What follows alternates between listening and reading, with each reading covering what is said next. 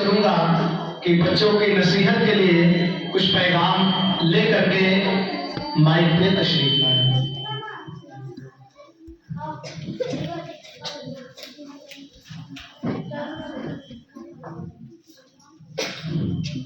अस्सलामु अलैकुम व रहमतुल्लाहि व बरकातुहू।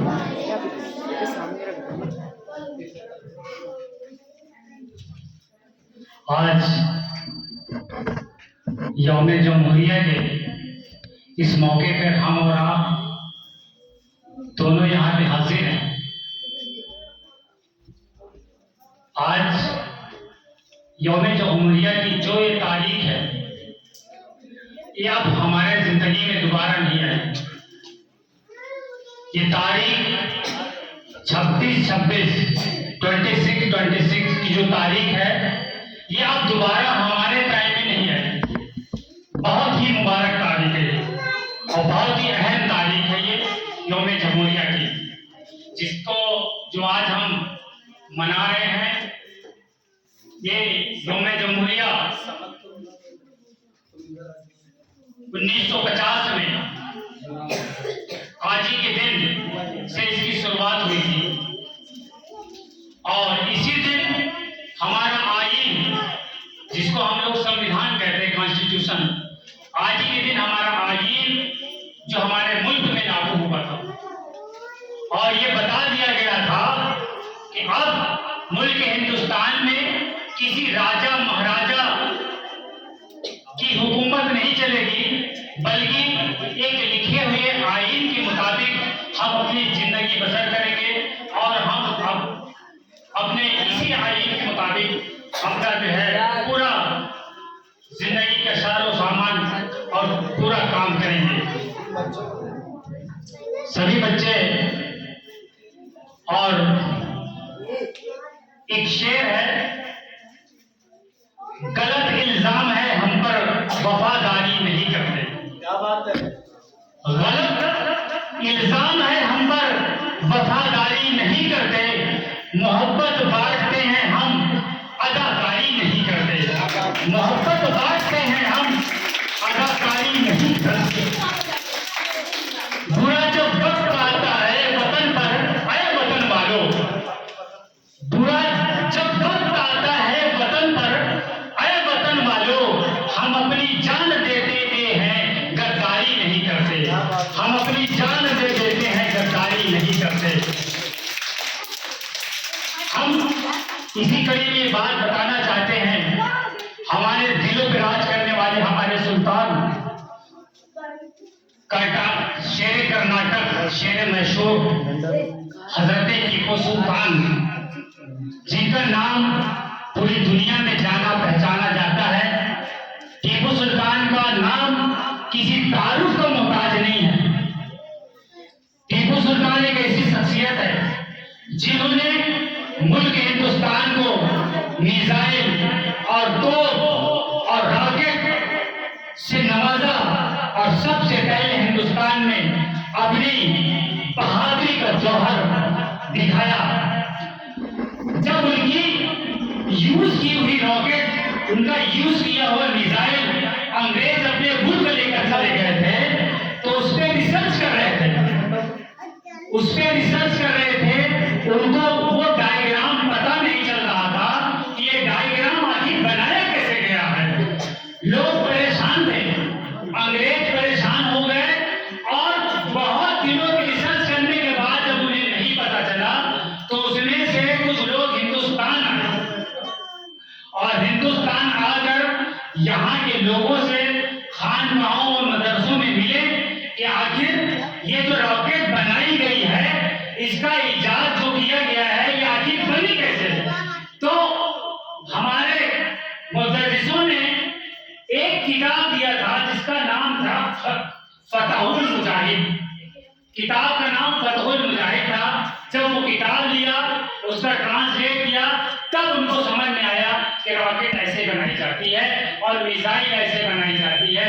तब उन्हें समझ में आया और वो देन हजरत टीपू सुल्तान की है। और आज हमें नफरतों की निगाहों से देखा जाता है। इसमें भी हम एक शेर कहना चाहते हैं, नफरतों के नाम से भी हम तबस्सुम करते हैं, नफरतों के नाम से भी हम तबस्सुम करते हैं, मोहब्बतों के साथ हम तकल्लुम करते हैं, वो वतन से वफादारी का सबूत मांगते हैं, वो वतन से वफादारी का सबूत मांगते हैं। हम तो वतन की खाक से तयम्मुम करते हैं, हम तो वतन की खाक से तयम्मुम करते हैं। बहुत ज्यादा हो रहा है। हम कलामुल इमाम, इमामुल कलाम, मुजद्दिद दीन मिल्लत, शेर सुन्नत इमाम अहमद रजा फाजिल बरेलवी रहमतुल्लाह अलैह का एक वाक़िया मैं बता रहा हूँ, जो बच्चों से मिलता जुलता वाक़िया है कि आप बच्चों से कितना मोहब्बत करते थे और किसी की हकदारी कुव्वत जो है जाया नहीं आने देते थे। इमाम अहमद रजा फाजिल बरेलवी रहमतुल्लाह अलैह का उसूल था कि खाना खाने के बाद अक्सर पान खाया करते थे, और खाना खाने के बाद आप फारिग हुए तो पान की तलब लगी। उनका एक बच्चा छोटा खातिन था जो उनकी खिदमत में रहता था, वो पान लाने में देर कर दिया और काफी देर आप टहलते रहे शहर में। जब वो बच्चा पान लेकर आया तो आला हजरत ने उस बच्चे को पान लेने के बाद एक सर पे उसको एक थप्पड़ मार दिया और मार दिया। बच्चे ने कुछ नहीं बोला, बच्चा चला गया। बच्चा था, उसने कोई फीलिंग उसके अंदर नहीं कि हमको क्यों मारा, पान देर में लाया था। लेकिन शेर सुन्नत को देखिए, जब पान खा चुके फारिग हुए तो उनके दिल में ख्याल आया कि अरे मैंने बच्चे को अपनी पान के लिए, अपनी नफ्स की जो है राहत के लिए जो पान मंगवाया था, उसलिए अपने बच्चे को मार दिया है। आप इसी पसोपेश में परेशान हो जाते हैं, शहर में टहलने लगते हैं। सारे उनके जो जितने भी खादिम थे, उनके जितने भी शागिर्द थे पढ़ने वाले, और उनके ऐसे ऐसे शागिर्द थे, बड़े बड़े मुजद्दिद थे, बड़े बड़े मुफ्ती थे उनके शागिर्दों में। वो सब परेशान हो जाते कि आज आप टहल क्यों रहे हैं। जो आता है पूछते हैं, कहते वो बच्चा जो पान लेके आया था उसकी तलाश करो। जो जाता है वापस नहीं आता। फिर दूसरा आता है, हजरत क्यों टहल रहे हैं, बोलते हैं जो बच्चा पान लेकर आया था जाके उसकी तलाश करो। वो बच्चा नहीं मिलता है, बच्चा तो कहीं सो गया होगा, शाम का वक्त था। लेकिन आप रात भर इसी बेचैनी में टहल रहे थे, बच्चा मिला। जब बच्चा आया तो आप जो है अपना घुटना टेक कर आला हजरत बैठ जाते हैं और बच्चे से कहते हैं मैंने तुम्हें एक थप्पड़ मारा था, तुम भी मुझे एक थप्पड़ मार लो। तो वो बच्चा मुस्कुराने लगता है, बोले हजरत मैं कैसे आपको थप्पड़ मार दूं।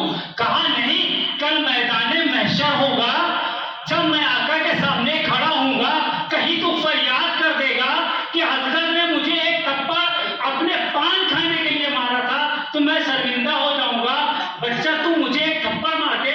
लेकिन वो बच्चा था, उसको कुछ समझ में नहीं आ रहा था। आला हजरत उसका हाथ लेते हैं, अपने सरों पे पीटने लगते हैं। वो छोटा बच्चा था, उसको कुछ पता नहीं था कि क्या कर रहे हैं, लेकिन आला हजरत उस बच्चे के हाथ को लेकर अपने सरों को पीटते हैं और कहते बच्चे तू मुझे माफ कर दे, कल मैदान महशर में जब मैं आका के सामने खड़ा हूं तब मैं कह सकूं कि मैंने बच्चे से माफी मांग लिया था। तो हम अजीजों अपने बच्चों को या अपने बड़ों को या अपने पड़ोसियों को या अपने रिश्तेदारों को मजाक में या बात बात में रुस्वा कर देते हैं, उसके दिल को ठेस पहुंचा देते हैं और उसकी जो है बदगुमानी के साथ ख्याल करते हैं। और हम बड़े नाज से हम गर्व करते हैं, हम घमंड में चूर रहते हैं। तो आला हजरत का पैगाम सुन लीजिए कि अगर हमने किसी के दिल को जरा भी ठेस पहुंचाई तो कल बरोज़े क़यामत उसका अज्र तुमको मिलेगा। और हम ये चाहते हैं कि सबक लीजिए कि कोई भी किसी आदमी को, किसी इंसान को अपने जाति जिस्म से किसी तरह की ईजा न पहुंचाए, किसी तरह की तकलीफ न पहुंचाए। एक कल बराज क़यामत उसको इसके जवाब देना पड़ेगा। बाद में दवाना में अस्सलाम वालेकुम।